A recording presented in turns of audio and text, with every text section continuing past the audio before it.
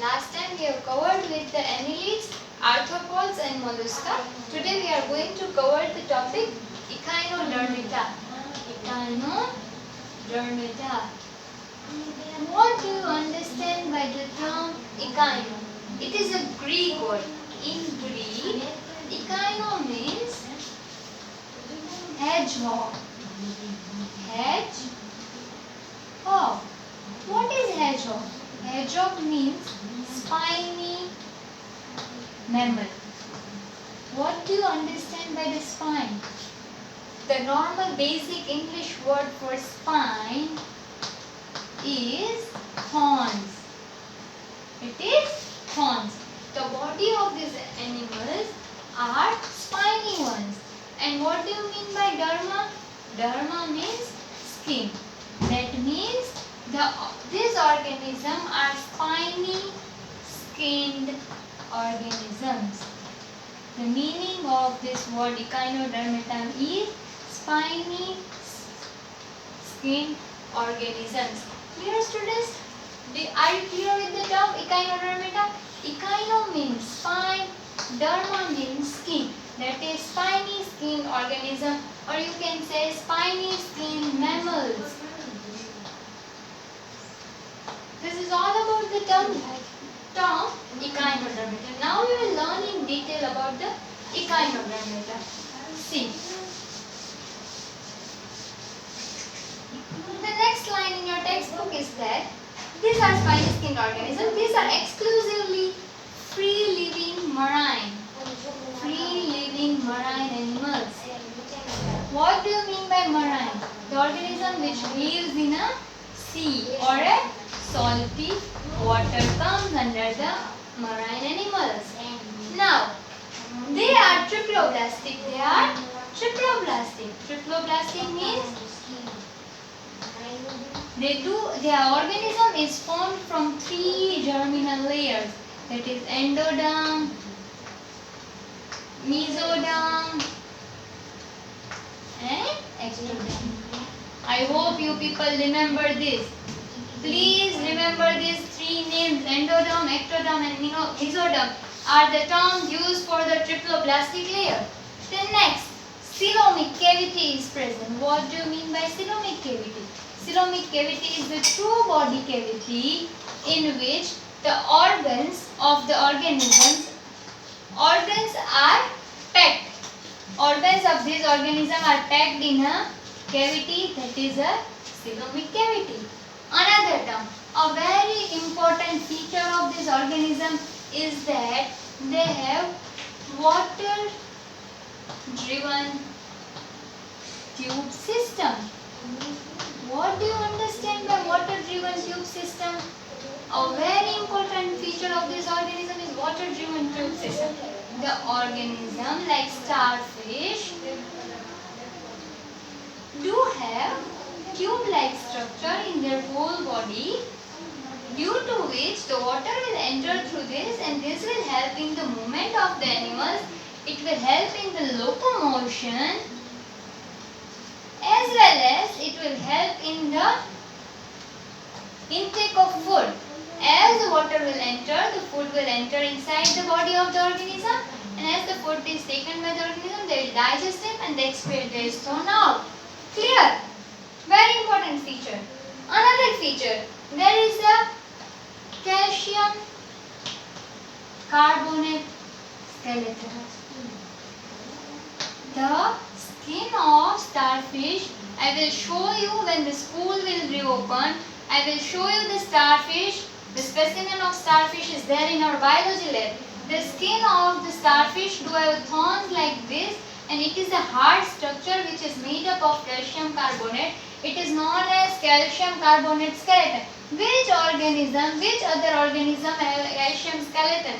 Humans do have calcium endoskeleton, which acts as a framework for the body of the human. Okay, in the body of the human there is a calcium skeleton. The bones are made up of calcium, which is known as endoskeleton in human. Clear? Now what are the examples? Sea star. In our language we call it as a starfish, and sea urchins.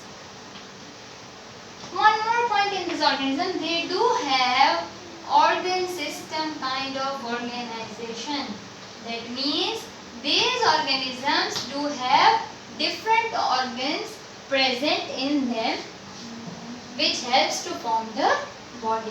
Clear? Echinodermata. Now we will go to next topic, that is protocortex. Students, you understand what is echinodermata? Okay? Important topic. Now protocortex.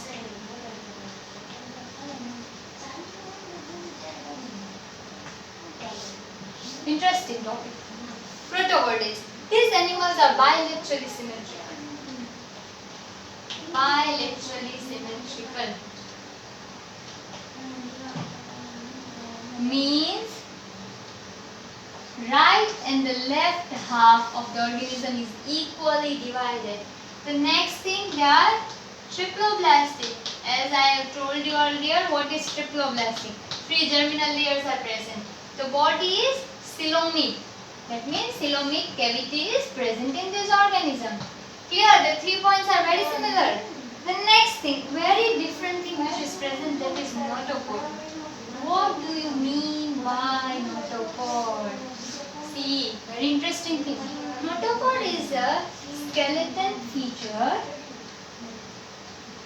It is a rod or a string-like structure present in these protochordate organisms. Notochord is a skeleton-like structure, rod or string-like structure present in an organism which is helpful for the muscle attachment. What is the need of muscle attachment? Muscle attachment, when the bones, if a bone is present, muscles will get attached to this bone, which will help or which will give encourage or support to the muscle for the movement, that is relaxation and contraction. Now, what is the function of notochord?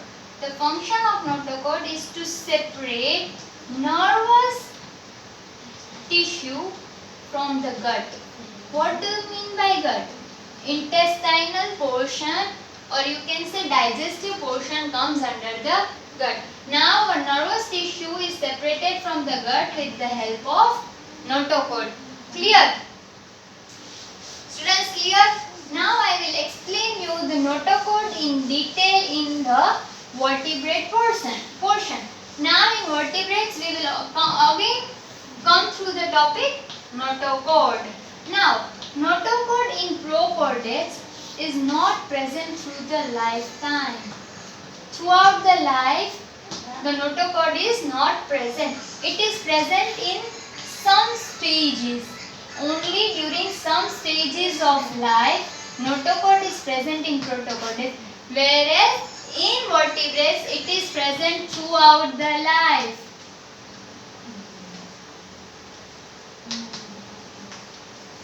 In vertebrates. Okay, in protochordates it is present only in some stages of life, whereas in vertebrates it is present throughout the life. Okay, next. Protochordates may not have proper notochord present at all stages. See, I told you, lives or for the entire length of the animal. That means the notochord is not present entire length of animal. What do you mean by entire length? Entire length means if this is the organism, the notochord is present either till the half of the body. It's not necessary that it is presented towards in the whole length, means from mouth to tail. It's not necessary that it is present in the entire length or towards the entire lifetime. It's not necessary. It is present half in some stages of life, and it is present in some parts of the animal. Okay. Protochordates, these animals are marine animals.